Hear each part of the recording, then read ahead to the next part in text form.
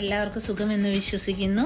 ഞാൻ ഇന്ന് നിങ്ങൾക്ക് കാണിച്ചു തരുന്നത് നല്ല കുറുകിയ നല്ല അടിപൊളി സാമ്പാർ എങ്ങനെ ഉണ്ടാക്കാം എന്നുള്ളതാണ്. ഞാൻ അതിനായി എടുത്തിരിക്കുന്നത് അരമണിക്കൂർ ചൂടുവെള്ളത്തിലിട്ട് കുതിർത്ത് വെച്ചിരുന്ന തുവരപ്പരിപ്പ്, അതിലേക്ക് ഇഞ്ചി, വെളുത്തുള്ളി, പച്ചമുളക്, മഞ്ഞൾപ്പൊടി, വെള്ളം എന്നിവ ചേർത്ത് നമ്മൾ കുക്കറിൽ ഒരു വിസിലടിപ്പിക്കുകയാണ് ചെയ്യുന്നത്. അപ്പോഴത്തേക്കും പരിപ്പ് ഒരു 1/4 ഭാഗം വെന്ത് കിട്ടും.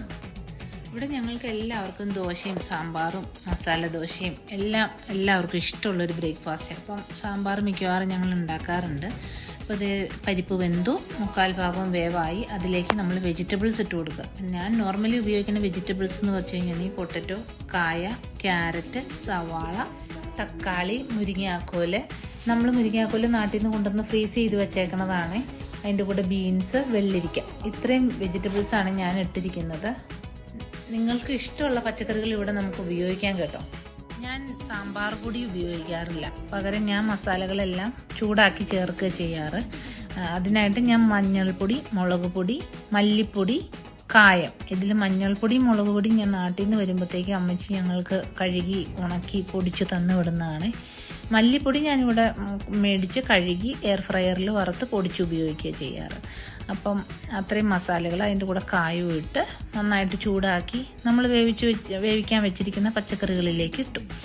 ഇനി അതിലേക്ക് നമ്മൾ ആവശ്യത്തിന് ഉപ്പും ചേർത്ത് കുക്കർ ഒന്നുകൂടി അടിക്കാനായിട്ട് വെച്ചു. ഒരു വിസിലോടെ അടിക്കുമ്പോഴത്തേക്ക് എല്ലാ വെജിറ്റബിൾസും കറക്റ്റായിട്ട് പാകത്തിന് വെന്ത് കിട്ടും. കല്യാണത്തിന് മുമ്പ് എനിക്ക് അങ്ങനെ കുക്കിങ്ങിനെ പറ്റി വലിയ ആഗ്രഹം ഉണ്ടായിരുന്നില്ല, ആവശ്യം ഉണ്ടായിരുന്നില്ല. കല്യാണത്തിന് ശേഷമാണ് ഞാൻ പതുക്കെ കുക്കിംഗ് എല്ലാം ചെയ്യാൻ തുടങ്ങിയത്.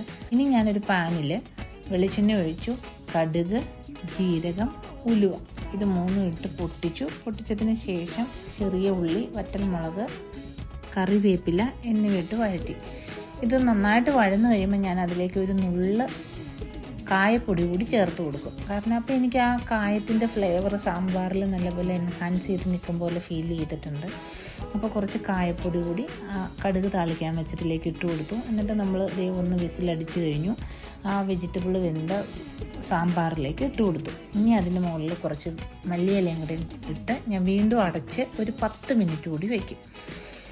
അതിനുശേഷം ഒരു 10 മിനിറ്റ് കഴിഞ്ഞാൽ ഇപ്പോൾ നമുക്കിതിൻ്റെ കൺസിസ്റ്റൻസി കാണുമ്പോൾ തോന്നും ഇത് അത്ര കുറുകിയൊന്നും അല്ലല്ലോ ഇരിക്കണേന്ന്. ഒരു 10 മിനിറ്റ് കഴിയുമ്പോഴേക്കും നല്ല കുറുകിയ സാമ്പാർ കിട്ടും. ഇപ്പോൾ ഇതേ 10 മിനിറ്റ് കഴിഞ്ഞു. നല്ല അടിപൊളി കുറുകിയ സാമ്പാർ റെഡിയാണ്. എല്ലാവരും കാണുക, ഉണ്ടാക്കി നോക്കണം. എന്നിട്ട് ലൈക്ക് ആൻഡ് സബ്സ്ക്രൈബ് ചെയ്യാൻ മറക്കരുത്. Thank you so much.